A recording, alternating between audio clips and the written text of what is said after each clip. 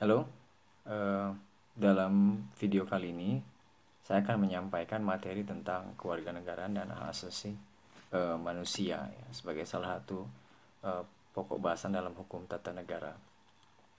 Presentasi saya akan meliputi beberapa hal. Pertama tentang kewarganegaraan dan HAM sebagai objek kajian hukum tata negara. Kemudian mengenai hakikat warga negara dan kewarganegaraan. Kemudian bagaimana hukum kewarganegaraan Indonesia ya secara umum, baik pengaturan maupun ruang lingkupnya. Dan terakhir tentang hak keluarga negara dan hak asasi manusia kira-kira gitu. Eh, Dalam konteks sebagai objek kajian HTN, kewarganegaraan ini biasanya dilihat dari eh, konteksnya sebagai unsur negara, warga negara sebagai unsur negara. Di ilmu negara mungkin sudah dijelaskan bagaimana kedudukan warga negara ya dalam sebuah negara ya sebagai unsur negara yang sifatnya konstitutif ya. Tapi kalau karena ilmu negara itu tidak bicara negara dalam arti yang spesifik khusus tapi umum, maka di sana tidak dibicarakan bagaimana pengaturan kewarganegaraan di negara tertentu. Ya, tapi di hukum kewarganegaraan, hukum tata negara maksud saya, di khusus kewarganegaraan ini ditempatkan pada hukum tata negara tertentu ya, yang khusus yaitu dalam hal ini hukum tata negara Indonesia. Sementara kajian hak asasi manusia pada umumnya menjadi bagian dari studi hukum tata negara atau objek pengaturan hukum tata negara, karena uh, kalau Anda lihat dulu di pengertian tentang HTN, hukum tata negara itu tidak hanya bicara ya atau mengatur tentang hubungan atau hukum dan organisasi negara, tapi juga hubungan antara negara dengan uh, warga negara khususnya atau manusia pada umumnya yang ada di uh, negara tersebut ya, sehingga hak-hak warga negara dan meluas menjadi hak-hak asasi manusia ya, yang bukan hanya pada warga negara, itu menjadi salah satu objek kajian penting dalam hukum tata negara, kira-kira begitu. Nah, uh, warga negara sendiri kita bisa definisikan dalam berbagai konsep, tapi konsep yang paling dominan yaitu konsep tentang warga negara atau kewarganegaraan sebagai atau uh, membership konsep. Jadi konsep tentang keanggotaan ya dalam sebuah negara. Warga negara itu bisa dikatakan sebagai anggota tetap ya, dari sebuah negara, yang dibedakan dengan anggota tidak tetap quote and quote seperti orang asing yang menjadi penduduk dan sebagainya. Nah, ini perlu dibedakan dengan istilah penduduk ya. Penduduk itu bukan status kewarganegaraan ya, tapi yang dipertimbangkan adalah soal tempat tinggal. Jadi orang yang menetap bertempat tinggal di Indonesia itu disebut sebagai penduduk, yang di dalamnya bisa jadi berstatus warga negara, bisa jadi berstatus orang asing, atau bahkan orang-orang tanpa kewarganegaraan, bisa jadi seperti itu ya. Sehingga ini berbeda sekali dengan warga negara gitu ya. Dari segi hakikat saudara-saudara, citizenship atau kewarganegaraan ini, saya mengutip pendapat dari Paul Weiss ya, salah satu ahli hukum uh, internasional yang fokusnya salah satunya tentang kewarganegaraan, adalah citizenship is a specific relationships ya, artinya hubungan yang khusus between individual and state, antara individu dan negara, yang berkonsekuensi pada mutual rights and duties, ada hak dan kewajiban yang timbal balik antara negara dan warga negara, as a distinct from the relationships of alien to the state of sovereign. Jadi yang dibedakan hubungan tersebut antara hubungan orang asing dengan negara yang bukan negaranya gitu. Jadi ini bicara soal siapa saja yang menjadi anggota tetap atau orang-orang yang punya hubungan spesifik, yang dibedakan dengan orang-orang yang tidak punya hubungan spesifik dengan sebuah negara seperti orang asing ya. Konsekuensinya ya, konsep citizenship sebagai membership ini, maka selalu ada kategori tentang siapa yang maksud warga negara, ya. Dan ada juga orang-orang yang di luar kategori tersebut yang di-exclude, ya, exclusions dari kriteria kewarganegaraan. Kira-kira seperti itu, ya. Nah, dalam hukum tata negara Indonesia, ketentuan-ketentuan hukum tentang kewarganegaraan ini bisa ditemui di berbagai macam sumber hukum, ya. Terutama yang dan pertama adalah Undang-Undang Dasar 1945. Kemudian kita juga punya Undang-Undang Kewarganegaraan. Sekarang ini yang terbaru Undang-Undang 12 tahun 2006, ya, tentang kewarganegaraan, dan berbagai macam peraturan pelaksananya, ya. Dulu kita punya undang-undang pertama yang mengatur kewarganegaraan adalah Undang-Undang 3 tahun 46 pada masa Undang-Undang Dasar 45 awal, ya. Kemudian yang paling lama sekali adalah Undang-Undang 6258, ya, yang merupakan turunan dari Undang-Undang Dasar sementara 1950, ya. Tapi tentu saja kita tidak akan mempelajari semua aturan hukum ini semua karena terbatas, dan ada satu mata kuliah yang dibina oleh Departemen HTN, ya, yang bicara tentang ini. Kalau Anda tertarik, Anda bisa mengikuti mata kuliah atau mengambil mata kuliah hukum kewarganegaraan, ya, yang ditawarkan khususnya kepada anak-anak PK HTN, atau bisa dijadikan pilihan, ya, buat anak-anak PK lain, mahasiswa PK lain. Nah, saya ingin meng-highlight, ya, beberapa konsep kunci dalam hukum kewarganegaraan Indonesia, ya. Yang paling utama adalah yang sering menjadi diskursus publik adalah tentang konsep warga negara Indonesia, yang kategori pertama adalah orang-orang bangsa Indonesia asli, selain dengan orang-orang bangsa lain, ya. Yang dalam bahasa pasal 26 Undang-Undang 45 itu orang-orang bangsa lain itu ditetapkan atau disahkan dengan undang-undang sebagai warga negara. Nah, yang kategori kedua ini adalah orang-orang yang dinaturalisasi, ya. Pasal 26 ini tidak menjadi objek perubahan pada saat perubahan Undang-Undang 45, dan ini juga cukup menarik. Kenapa, ya, tidak sampai diubah? Karena banyak sekali orang mempersoalkan tentang istilah orang-orang bangsa Indonesia asli. Kedua, istilah tersebut di pasal yang lain di Undang-Undang 45 diubah, ya. Di pasal 6 tentang syarat calon presiden wakil presiden itu diubah dari bangsa Indonesia asli atau orang Indonesia asli menjadi WNI yang sejak keturunan kelahirannya tidak pernah mendapatkan kewarganegaraan lain, ya, atas kehendaknya sendiri. Ini menarik, ya, ada dua konsep yang tidak selalu sejalan mungkin, ya, yang ada di Undang-Undang 45 sekarang, ya. Lalu apa sebenarnya yang dimaksud oleh pasal 26 ayat 1 ini, ya, di Undang-Undang 45 tentang bangsa Indonesia asli, ya. Nah, ini perdebatannya secara detail ada dalam risalah, ya, pembentukan perdebatan pembentukan Undang-Undang 45, ya, terutama di BPUPK.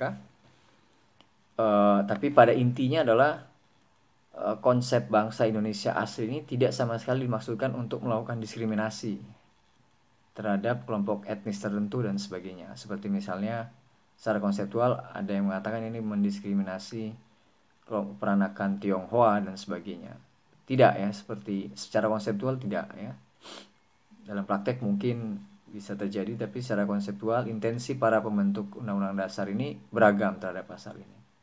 Tapi yang pasti yang paling dominan adalah pendapat dari Profesor Supomo, ya. Karena ada yang mengusulkan bahwa semua orang yang tinggal dan lahir di Indonesia adalah orang atau warga negara Indonesia, ya, regardless their ethnicity. Tapi menurut Supomo, kalau ketentuan itu diberlakukan, maka kita akan berhadapan pada kondisi yang menyebabkan pada kondisi dui kewarganegaraan, ya. Kelompok perwakilan Tionghoa sendiri misalnya, yang salah satu menjadi minoritas, ya, pada saat BPUPK pernah menyatakan bahwa sebagian dari orang peranakan Tionghoa masih memegang keinginan untuk tetap berkerakyatan bahasa mereka pada Tiongkok, ya. Walaupun ada kelompok Tionghoa yang lain, perwakilan Tionghoa yang lain di BPUPK yang menginginkan bahwa semua orang Tionghoa di Indonesia harus dianggap sebagai warga negara Indonesia, ya. Tapi yang paling masuk akal pendapat Profesor Supomo, kalau kita menganggap semua yang ada di Indonesia dan lahir di Indonesia adalah orang warga negara Indonesia, maka kita berhadapan pada persoalan kewarganegaraan yang pada saat itu dianggap sebagai the greatest evil ya. Pada saat negara-negara di dunia sedang mengagungkan ideologi nasionalisme ya, yang menginginkan adanya satu kesetiaan pada satu negara ya, tidak terpecah pada negara yang lain. Kemudian secara netral juga sebenarnya konsepsi pasal ini berkaitan dengan kondisi Indonesia sebagai non-immigrant state ya, negara yang bukan imigran, yang secara faktual memang lebih banyak penduduk asli atau penduduk suku-suku aslinya ya dibanding pendatang, kira-kira begitu. Yang berbeda dengan negara-negara imigran yang lebih banyak pendatangnya dibandingkan dengan suku aslinya ya, seperti Amerika Serikat, Australia misalnya, Kanada. Dan ini merupakan salah satu politik hukum ya dalam kewarganegaraan Indonesia, kira-kira gitu. Tapi memang di pasal 6 mengenai calon presiden ini ada kesan diskriminatif bahwa hanya orang-orang bangsa Indonesia asli saja ya yang bisa kewarganegara, bisa menjadikan menjadi menjadi presiden Indonesia ya. Walaupun sebenarnya dalam hal tertentu ini bisa tidak dianggap sebagai diskriminasi, tapi sebagai kualifikasi, seperti Amerika Serikat yang mengatur misalnya yang menjadi presiden adalah calon presiden harus natural born citizens ya, orang Indonesia, orang Amerika sejak kelahiran ya. Itulah kenapa pasal 6 ini diubah ya menjadi seperti klausul di Amerika Serikat ya. Walaupun pertanyaannya adalah kenapa pasal 26 tentang bangsa Indonesia asli ini tidak diubah? Sehingga ini yang menyulitkan pembentuk undang-undang untuk menafsirkan apa sih atau siapa yang dimaksud dengan warga negara Indonesia ya. Nanti kalau Anda baca Undang-Undang 12 2006, ada satu kompromi yang diambil oleh pembentuk undang-undang tersebut yang dalam pasalnya masih menggunakan terma atau istilah dalam pasal 26 bangsa Indonesia asli, tapi dalam penjelasannya sudah mengadopsi ketentuan dalam pasal 6 ya, Undang-Undang 45 ya, tentang warga negara Indonesia sejak kelahiran ya. Jadi ini ada sebuah kompromi yang brilian di satu sisi ya, di tengah ketidakjelasan atau pertentangan antara dua konsep yang asas yang berbeda dalam Undang-Undang Dasar 1945 ya, seperti itu. Selanjutnya, apa saja sebenarnya pokok-pokok pengaturan dalam kewarganegaraan ya, dalam hukum tata negara Indonesia ya. Secara umum ketentuan tentang kewarganegaraan diatur pada level undang-undang ya. Dan ini ruang lingkupnya mulai dari siapa yang menjadi warga negara Indonesia, yang di situ tercermin asas-asas kewarganegaraan, kemudian cara memperoleh kewarganegaraan Indonesia ya. Jika bukan karena kelahiran, bagaimana orang mendapatkan kewarganegaraan Indonesia ya, jika dia sebelumnya sudah memiliki kewarganegaraan lainnya. Kemudian apa saja yang menyebabkan kehilangan kewarganegaraan Indonesia, dan bagaimana jika seorang yang kehilangan ingin mendapatkan kembali kewarganegaraan Indonesia ya, kira-kira pokoknya seperti itu ya. Dari segi siapa yang menjadi warga negara Indonesia ya, kita kenal adanya dua segi aspek atau asas kewarganegaraan. Yang pertama adalah asas kewarganegaraan dari segi kelahiran ya. Ketika seorang yang lahir, maka ada dua prinsip atau asas yang dapat digunakan oleh negara untuk menentukan apakah orang tersebut warga negara tersebut atau bukan. Asas pertama adalah asas Ius-Soli atau asas tempat kelahiran ya, the law of soil. Di mana orang itu lahir, disitulah dia mendapatkan status kewarganegaraan. Biasanya asas ini dianut oleh negara-negara imigran ya, karena mereka pada prinsipnya pendatang. Nah, ketika mereka datang di tempat yang dimana mereka menetap, maka ketika di situ lahir keturunan mereka, disitulah mereka mendapatkan kewarganegaraan, gitu ya, kira-kira gitu. Asas yang kedua dari segi kelahiran adalah ketika seorang lahir ya, maka yang menentukan status kewarganegaraannya adalah keturunan, siapa dia, ya, siapa bapaknya, siapa ibunya, status kewarganegaraan apa yang dimiliki oleh kedua orang tuanya.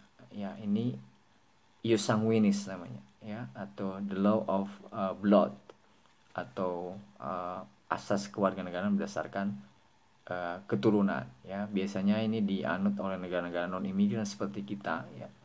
Walaupun juga ada negara-negara yang seperti kita yang tidak menganut asas ius sanguinis, ya, seperti Malaysia misalnya, dia menganut justru asas ius soli, ya, seperti yang dulu pernah diusulkan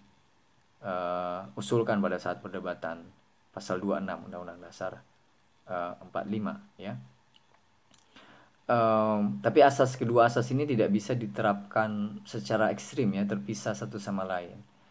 Faktanya negara-negara menerapkan kedua asas ini secara simultan, walaupun ada satu asas yang menjadi sangat dominan, ya. Amerika Serikat menganut asas ius soli, tapi kalau dia hanya menerapkan asas ius soli, ya, maka ketika ada warga negara Amerika Serikat kemudian melahirkan anaknya di luar negara Amerika Serikat, kalau asas ius soli saja yang digunakan, maka anak tersebut tidak bisa mendapatkan status kewarganegaraan Amerika Serikat, ya. Sehingga tetap ada pengecualian bahwa keturunan juga menentukan kewarganegaraan bagi anak yang lahir, ya, buat negara-negara yang mengandung asas ius soli, ya, dalam dengan kriteria tertentu, ya. Kemudian negara seperti kita, Indonesia ini mengatur asas ius sanguinis, ya, juga agak problematik ketika di Indonesia ditemukan misalnya bayi baru lahir, nggak jelas orang tuanya, atau diketahui orang tuanya tapi orang tuanya tidak punya kewarganegaraan, sehingga berkaitan juga dengan asas hukum kewarganegaraan kita yang lain, ya, prinsip kewarganegaraan kita yang lain, yaitu anti stateless, anti apatride, ya.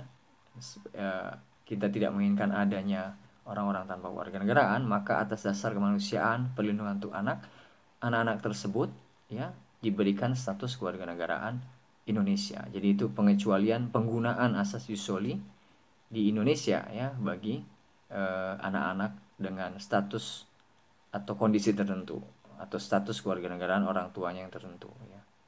Seperti itu. Kemudian selain dari segi kelahiran, ada asas kewarganegaraan dari segi perkawinan, ya. Ini bicara tentang apakah dari pernikahan atau perkawinan itu mengubah status kewarganegaraan atau tidak ketika terjadi perkawinan campuran, ya. Ada dua asas di sini, asas kesatuan hukum dan asas persamaan derajat. Asas kesatuan hukum ini pada prinsipnya menginginkan dalam sebuah keluarga itu hanya ada satu status kewarganegaraan. Jadi orang yang Indonesia ya harusnya laki-laki atau perempuan atau anaknya ya statusnya harus warganegara Indonesia, kira-kira gitu. Cuman yang jadi pertanyaan adalah ketika dalam perkawinan campuran, ya,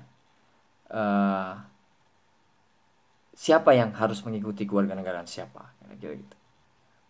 Faktanya banyak dalam asas kesatuan hukum ini yang harus mengikuti atau berubah kewarganegaraannya adalah perempuan dan anak, ya, atau mereka harus mengikuti kewarganegaraan dari suami atau bapaknya dengan ya pola rezim kewarganegaraan yang paternalistik, ya, di masa lalu.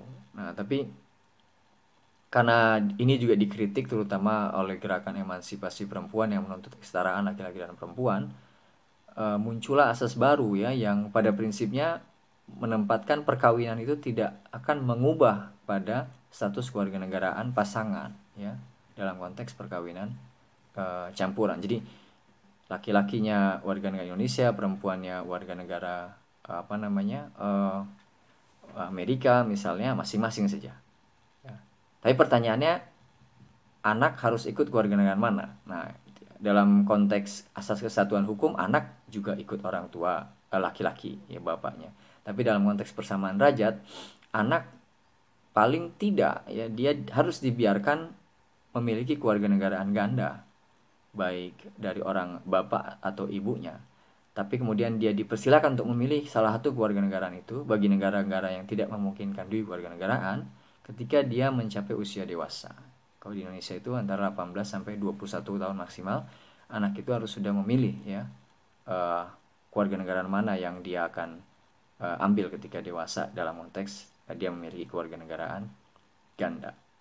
Nah, Indonesia dari segi asas perkawinan ya, segi perkawinan tidak secara eksplisit ya di Undang-Undang 12 itu menerapkan asas apa, tapi secara implisit ya Undang-Undang 12 2006 menganut asas persamaan derajat ya. Ya karena tadi menganut dui kewarganegaraan ganda terbatas ya bagi anak sampai 18-21 tahun. Kalau dia diberi status kewarganegaraan bapaknya, juga diberi status kewarganegaraan dari ibunya ya, salah satunya harus Indonesia, maka itu dapat dipertahankan sampai dia berusia dewasa ya. Tapi dia harus milih setelah itu, karena Indonesia tidak menginginkan adanya, atau prinsip lainnya adalah Indonesia tidak mengakui dui kewarganegaraan secara penuh. Jadi ini dui kewarganegaraan terbatas dalam rangka perlindungan hak-hak anak terutama ya.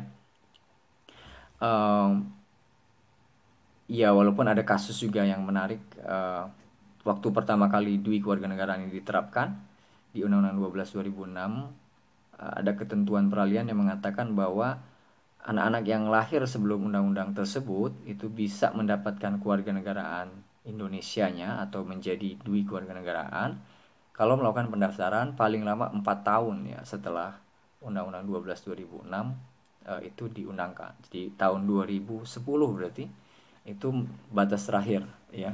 Subjek anak berkewarganegaraan itu mendaftarkan diri untuk mendapatkan pengakuan dui kewarganegaraan. Nah, yang menarik ada kasus sekitar 2006 ya, seorang anggota Paskibraka Gloria Nata Praja Hamel yang tidak bisa bergabung menjadi pasukan pengibar bendera pusaka karena dia bukan WNI ya statusnya, tapi mengikuti kewarganegaraan bapaknya ya, karena lahir sebelum tahun 2006 yaitu warga negara Prancis. Dia atau mungkin keluarganya lupa ya, atau tidak mengetahui, yang kita tidak tahu ada mekanisme pendaftaran untuk dui kewarganegaraan ya setelah tahun atau pada saat Undang-Undang 12 2006 ditetapkan. Nah, dia mengajukan, orang tuanya mengajukan kasus ini ke MK, tapi cukup mengejutkan, MK sama sekali tidak mempertimbangkan substansi hukum kewarganegaraan dan hak asasi manusia, terutama soal perlindungan anak ya, untuk memutus. Jadi MK hanya bicara atau menggunakan argumentasi tentang perundang-undangan ya, bahwa orang tidak bisa menghindari hukuman karena tidak tahu dan sebagainya, fiksi hukum ya seperti itu. Tapi tidak memiliki pertimbangan dari, misalnya dalam perlindungan anak ada asas kepentingan yang terbaik untuk anak, atau kemudian asas ya prinsipnya kewarganegaraan ganda terbatas itu telah diberikan, tapi pendaftaran itu adalah mekanisme prosedural saja, sehingga prosedur tidak boleh kemudian menghilangkan substansi sebenarnya. Itu tidak dipertimbangkan. Ada satu artikel menarik, nanti Anda bisa baca, dari Bu Susi, Prof. Susi dan Pak Wicak ya, di jurnal MPR tentang analisis putusan MK ini. Ini bisa Anda pelajari nanti. Nah, selanjutnya, selain dari aspek kelahiran orang ketika lahir dia menjadi warga negara Indonesia itu dengan kriteria apa ya, terutama karena kita sanguinis itu harus orang tuanya salah satunya menjadi warga negara Indonesia. Ada juga mekanisme cara memperoleh kewarganegaraan ya di luar dari kelahiran. Ini yang disebut oleh Pew sebagai derivative acquisitions of citizenship ya. Jadi cara memperoleh kewarganegaraan secara derivatif ya, bukan original setelah atau dari kelahiran ya. Pada umumnya ini disebut sebagai naturalisasi ya, atau kewarganegaraan ya, kira-kira gitu. Tapi caranya bisa macam-macam. Ada yang murni kewarganegaraan, dia tidak punya hubungan apapun di Indonesia, tapi dia memenuhi syarat kewarganegaraan ya, 5 tahun berturut-turut, 10 tahun tidak berturut-turut sudah berada di Indonesia, kemudian mengajukan. Atau karena alasan lain, seperti misalnya perkawinan, dia menikah dengan warga negara Indonesia sehingga pasangan tersebut menjadi sponsor untuk menjadi warga negara Indonesia. Atau memperoleh kewarganegaraan bisa juga ya karena pemisahan wilayah negara ya, misalnya ada pembentukan negara baru ya, seperti Timor yang memerdekakan diri ya, lepas dari Indonesia tahun 99. Warga negara Indonesia yang ada di sana itu menjadi warga negara Timor ya. Tentu saya ada mekanismenya ya. Ada yang tetap mau menjadi warga negara Indonesia, dia harus memilih dan sebagainya. Ada prosedur yang harus diikuti dan cukup kompleks pada saat itu ya. Banyak cara, termasuk juga di hukum Indonesia ada kewarganegaraan atau cara memperoleh karena pengangkatan ya. Ada anak warga negara asing yang diangkat oleh WNI ya menjadi warga negara Indonesia, itu juga salah satu cara memperoleh kewarganegaraan ya. Seperti itu. Detailnya ada di Undang-Undang 12 2006 ya. Kemudian hukum kewarganegaraan juga mengatur cara kehilangan ya, tapi ini tidak diatur di Undang-Undang Dasar tapi di Undang-Undang Kewarganegaraan. Prinsipnya kehilangan kewarganegaraan ini bisa terjadi karena tindakan negara maupun karena tindakan warga negara secara sukarela ya. Kalau tindakan negara itu ada tindakan warga negaranya, tapi tentu saja dia tidak menginginkan hilang kewarganegaraannya. Tapi karena negara melakukan pencabutan ya, karena sesuai dengan undang-undang ya, akhirnya dia kehilangan kewarganegaraan ya.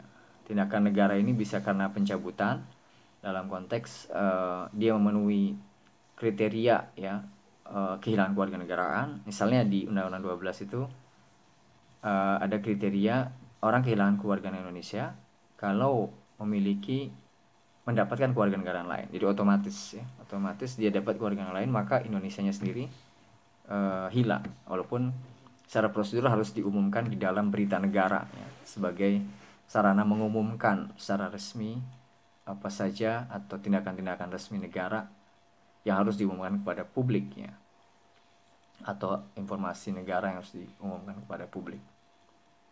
Atau karena dia masuk dinas tentara asing, memiliki paspor asing ya, tidak secara eksplisit mengatakan dia warga negara asing, tapi faktanya dia memegang paspor asing, itu juga bisa kehilangan kewarganegaraan ya, dengan pencabutan. Atau juga ada pembatalan ya. Pembatalan ini biasanya dalam kasus naturalisasi, orang asing mendapatkan status keluarga Indonesia karena naturalisasi, tapi di kemudian hari diketemukan fakta bahwa dia telah melakukan fraud ya, atau kesalahan administrasi atau bahkan kesalahan substansi ya, seperti pemalsuan dokumen dan sebagainya, yang menyebabkan kewarganegaraan atau perolehan kewarganegaraan itu cacat hukum, sehingga dibatalkanlah ya naturalisasi tersebut. Dia kehilangan kewarganegaraan Indonesia. Nah, di sisi lain ada juga kehilangan kewarganegaraan yang dilakukan secara volunteer ya, karena tindakan warga negara ya. Kalau Anda sudah bosan, punya alternatif lain ya, di mana untuk jadi warga negara Anda bisa melepaskan secara sukarela ya, renunciations of citizenships, dengan cara dinyatakan permohonan kehilangan kewarganegaraannya oleh presiden ya, atau Anda ya secara de facto memiliki kewarganegaraan lain. Itu boleh ya. Indonesia tidak akan melepaskan warga negaranya kalau dia tidak ada kepastian akan mendapatkan kewarganegaraan lain dalam konteks yang sukarela ini ya. Tapi dalam konteks yang tidak sukarela karena melanggar undang-undang dan sebagainya, itu bisa sangat keras ya. Belakangan mungkin isu yang ramai itu adalah soal wacana pencabutan kewarganegaraan orang yang terlibat ISIS ya, yang ramai sekali, yang sebenarnya di Undang-Undang 12 2006 itu tidak secara eksplisit ya, itu masuk dalam alasan yang mana ya. Apakah ISIS dianggap negara sehingga Indonesia mengakui dia sebagai entitas negara, sehingga yang terlibat di dalamnya disebut tentara negara ya, tentara asing. Itu seperti apa ya, karena masih multitafsir. Karena istilah tentara itu di Undang-Undang Kewarganegaraan hampir selalu merujuk ya pada tentara negara ya, karena bukan tentara non negara, karena ada juga di hukum internasional istilahnya apa, semacam private military services yang itu profesional sebagai profesi ya. Itu tidak pernah dibicarakan dalam konteks pembicaraan kehilangan kewarganegaraan di Undang-Undang 12. Yang pasti kalau dia pernah terlibat teroris, ya ini menarik. Apakah Anda setuju tidak orang tersebut kehilangan kewarganegaraannya? Karena kalau dia sebagai sebuah sanksi, bagaimana sanksi itu kemudian membuat orang menjadi tanpa kewarganegaraan? Karena pasti bisa dipastikan orang tersebut mungkin tidak akan mendapatkan kewarganegaraan dari negara manapun. Nah, ini ada kaitan juga dengan persoalan hak asasi manusia, apalagi jika itu berkaitan juga dengan anggota keluarganya yang lain. Ketika dicabut, anggota keluarganya bisa pulang kembali menjadi WNI, tapi stigma masyarakat dan sebagainya itu mungkin tidak hilang, dan bisa jadi ini bisa menjadi bibit yang sama ya, merebaknya kembali misalnya terorisme. Jadi apakah pencabutan kewarganegaraan bagi terlibat teroris bisa menghilangkan terorisme, itu belum pasti. Tapi negara punya kewajiban untuk melindungi warga negaranya yang ada di luar negeri, walaupun dia sedang bermasalah secara hukum. Ya, itu menjadi tanggung jawab dari negara sendiri. Ini menarik sekali. Ya. Kemudian ada satu mekanisme lagi, itu memperoleh kembali kewarganegaraan Indonesia. Jadi dia sudah hilang, kemudian sudah diberitakan dalam berita negara, tapi dia ingin kembali. Nah, ini ada mekanismenya tersendiri yang prinsipnya dibedakan menjadi dua ya. Ada yang shortcut, jadi dia hanya menyatakan ingin kembali saja dengan sebuah pernyataan yang simple tanpa sebuah permohonan ya. Untuk beberapa alasan kehilangan itu bisa dilakukan seperti itu. Seperti karena dia tempat tinggal berturut-turut 5 tahun ya di luar wilayah Indonesia tanpa menyatakan keinginan untuk tetap menjadi WNI, tapi mungkin bisa jadi di luar kehendak dia ya, paspornya ditahan, dia kita nggak tahu, dan akhirnya membuat orang-orang ini pasrah dan ya sudahlah gitu. Nah, ini diberi kemudahan ya untuk hanya memberikan pernyataan, termasuk juga orang-orang WNI yang kehilangan keluarga Indonesia karena ikut pasangannya ya ketika menikah. Mungkin setelah cerai pernikahan ada keinginan untuk kembali. Nah, tentu saja ini harus dibedakan dengan orang-orang yang kehilangan kewarganegaraan karena berkhianat, karena melakukan terlibat dalam tentara negara asing dan sebagainya ya. Sementara di luar dua alasan tersebut, prosedurnya sama seperti naturalisasi. Walaupun dulu pernah menjadi warga negara Indonesia, tapi kemudian karena dia kehilangan alasan-alasan yang mungkin dianggap cukup berat, dia prosedurnya harus seperti orang asing pada umumnya ya, seperti itu. Nah, seperti tadi saya katakan di awal bahwa status kewarganegaraan ini ada kaitannya atau berkonsekuensi pada hak-hak dan kewajiban warga negara. Nah, saya akan masuk fokus pada hak terutama ya, karena kewajiban itu satu yang walaupun mutual, tapi ada hak-hak yang harus didapatkan terlebih dahulu agar orang bisa melaksanakan kewajibannya gitu ya. Secara umum warga negara berarti memiliki hak sebagai warga negara gitu ya. Dari status itu muncullah hak dan kewajiban. Ada hak yang spesifik yang dimiliki oleh warga negara.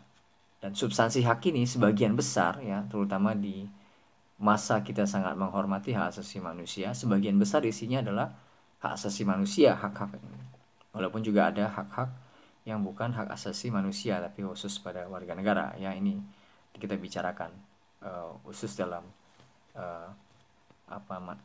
setelah ini saya akan jelaskan tentang itu ya.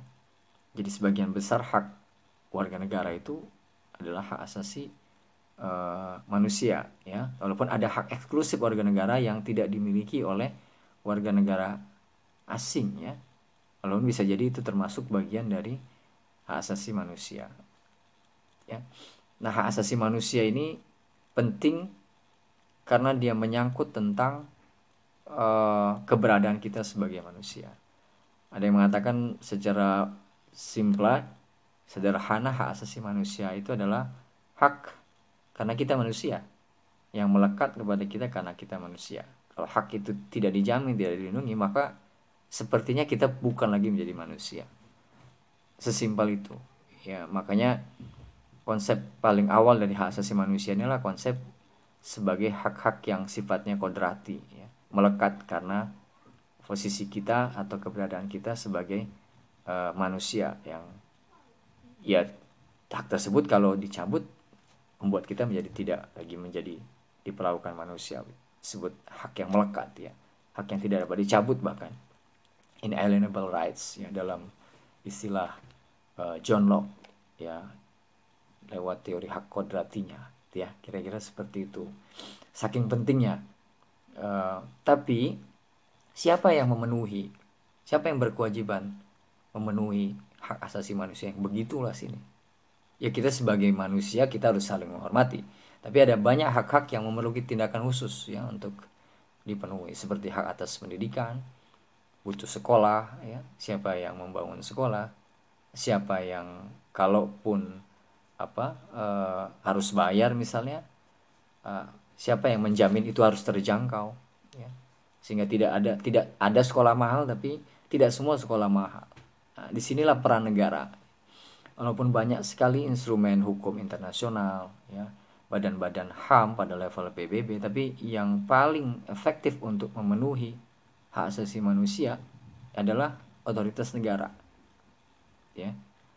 Tapi sayangnya otoritas negara sendiri juga yang paling potensial untuk melanggar hak asasi manusia. Nah, disitulah perlunya upaya jaminan hak asasi manusia agar negara, otoritas negara itu tidak sewenang-wenang, ya, untuk melanggar hak asasi manusia dan mampu untuk memenuhi kewajiban pemenuhan hak asasi manusia tersebut, ya. Dan kewarganegaraan menjadi titik masuk, ya, untuk memenuhi hak tersebut, karena negara itu, ya, tadi organisasi yang punya anggota tetap, maka dia akan memprioritaskan memberikan sesuatu kepada anggota tetap tersebut. Bayangkan orang-orang yang tidak punya kewarganegaraan, siapa yang akan memenuhi itu? Nah, itu yang jadi persoalan. Sehingga ada yang mengatakan bahwa status kewarganegaraan atau hak untuk mendapat kewarganegaraan ini adalah the right to have rights, hak untuk mendapatkan hak-hak yang lainnya. Istilah ini ditemukan oleh seorang stateless refugee asal Israel dulu, ya, yang karena kejaman Nazi dan sebagainya harus pindah ke Amerika. Hannah Arendt tahun 51 di bukunya Origin of Totalitarianism. Tapi istilah ini dipopulerkan oleh salah seorang hakim Supreme Court Amerika, Chief Justice Hakim Earl Warren, ya, tahun 58 dalam kasus, saya lupa nama kasusnya, tapi itu terkait dengan ketentuan dalam Undang-Undang Amerika Serikat yang membenarkan adanya upaya mencabut kewarganegaraan seseorang, ya, karena alasan-alasan tertentu. Hakim Warren tidak sepakat, dia mengeluarkan pendapat berbeda. Dia mengatakan bahwa kewarganegaraan tidak bisa tercabut karena kewarganegaraan adalah a right to have rights, kira-kira gitu. Saking pentingnya kewarganegaraan sehingga kalau seorang tidak punya kewarganegaraan, maka tidak ada jaminan hak asasinya bisa dipenuhi. Jadi hak asasi manusia itu termasuk juga dalam konteks pemikiran awalnya oleh Hannah Arendt hanya bisa dipenuhi ketika dia berada dalam satu komunitas politik nasional yang melindungi dia, yaitu negara.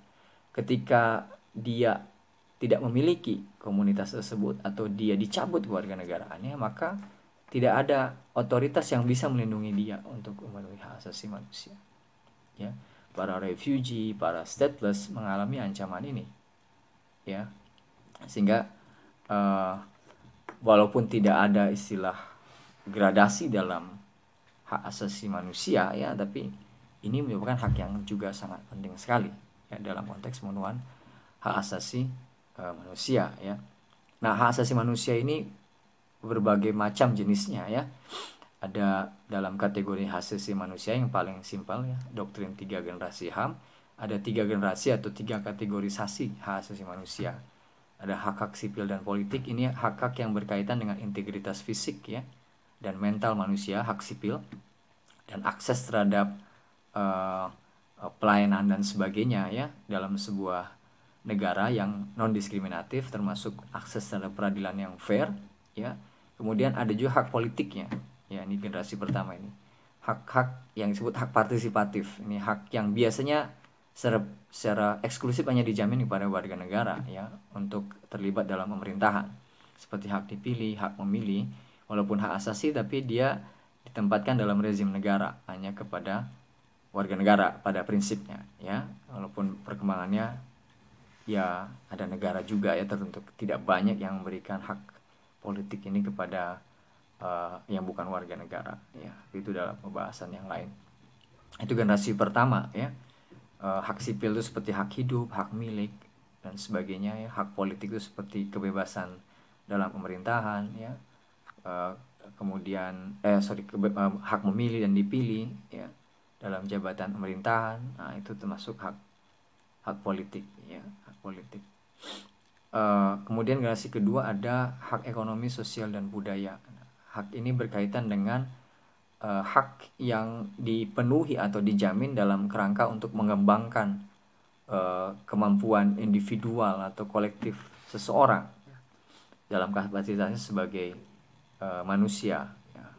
Hak ekonomi ini misalnya hak untuk mendapat pekerjaan yang layak ya. Itu penting sekali. Tanpa pekerjaan yang layak susah kita untuk makan, susah untuk berpartisipasi dalam pemerintahan dan sebagainya. Bahkan ada kondisi yang ekstrim, kalau terjadi perbudakan maka itu ada perlakuan yang sangat tidak manusiawi, yang menghilangkan kemampuan orang untuk mengembangkan diri ya. Hak sosial misalnya hak atas pendidikan. Tanpa pendidikan, mengakses pendidikan, mungkin kita akan terjerembab pada kebodohan, dan kebodohan itu adalah satu kondisi yang inhuman juga karena mengasingkan kita dari pengetahuan ya, yang ya tentu saja sangat berguna buat pengembangan diri kita. Dan hak-hak kebudayaan ya, hak budaya ini agak berbeda dengan hak ekosob. Hak ekonomi sosial budaya sering disebut hak ekosob karena hak kebudayaan ini ada yang atau kebanyakan memang bersifat kolektif ya. Karena kebudayaan itu bukan hasil 1-2 orang ya, tapi sebuah hasil dari peradaban ya, dari komunitas masyarakat, produk masyarakat bukan produk individual ya. Sehingga ada hak yang dijamin kepada seorang untuk mengembangkan secara kolektif kebudayaan mereka, termasuk hak yang negara harus menghormati ya, ketika ada kebudayaan yang dimiliki oleh kelompok masyarakat tertentu, misalnya masyarakat adat, yang dia tidak boleh dicampur tangani oleh otoritas lain termasuk oleh negara. Negara harus menghormati itu juga ya, terhadap hak tradisional masyarakat. Itu generasi kedua hak ekosob. Yang generasi ketiga adalah hak solidaritas ya, atau dalam pandangan deklarasi Prancis ini menggambarkan semboyan fraternité, persaudaraan. Kalau dua kategori hak sebelumnya itu menitik beratkan pada peran negara ya, kalau hak solidaritas ini justru pemenuhannya bersifat lintas negara atau membutuhkan kerjasama negara ya, seperti hak atas pembangunan, bagaimana kemudian negara maju membantu negara berkembang ya, dalam berbagai macam bidang kehidupan, termasuk beberapa substansi ada di dalam hak ekosob. Bagaimana mereka membantu ya negara berkembang untuk menggratiskan pendidikan dasar ya, kemudian membuat standar kesehatan yang layak ya, misalnya hak atas air yang layak ya, membantu mereka memfasilitasi orang mendapatkan akses air yang bersih dan sebagainya, atau hak atas lingkungan yang baik dan sehat yang ya tentu saja tidak bisa dipenuhi oleh 1-2 negara. Misalnya kalau terjadi kebakaran yang sangat merusak lingkungan, maka asapnya itu, penanganan kebakaran dan sebagainya itu tidak hanya bisa melibatkan satu negara, karena kita tidak bisa mengendalikan asap ya. Kebakaran di Kalimantan atau di Sumatera akan berakibat pada sangat terjadi, sudah pernah terjadi, sering terjadi sebaran asap ke Malaysia dan negara-negara tetangga, sehingga penanganannya itu bisa dan harus mau tidak mau melibatkan kerjasama internasional. Nah, itu kira-kira kategorisasi asasi manusia yang sebenarnya kalau dalam Undang-Undang Dasar 45 itu sudah dijamin secara lengkap ya ketika kita mengubah Undang-Undang Dasar kita pada tahun 2000 ya. Ada satu bab khusus tentang hak asasi manusia ya di dalamnya. Baik yang dijamin kepada setiap orang, banyak sekali yang dijamin kepada setiap orang, maupun yang khusus diberikan kepada warga negara ya. Dan ada juga di Undang-Undang 45 yang dia tidak masuk dalam kategori HAM tapi sebagai kategorinya sebagai hak warga negara.